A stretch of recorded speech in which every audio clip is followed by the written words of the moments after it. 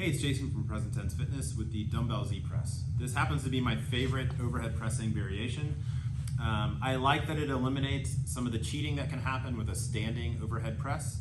And I like that it forces a little bit more trunk stability than like a seated military press where you're sitting in a supported chair and pressing overhead. It's kind of a hybrid of the two.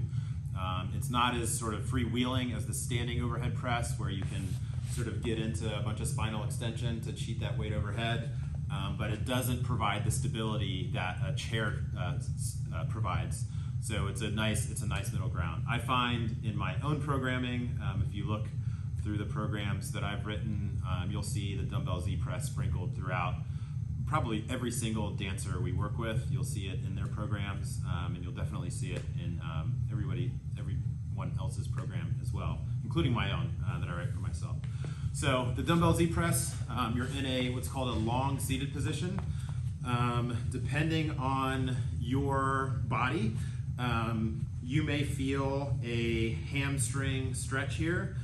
Certainly for the dancers we work with, this long seated position presents no problems at all. For me, I can feel this stretch already.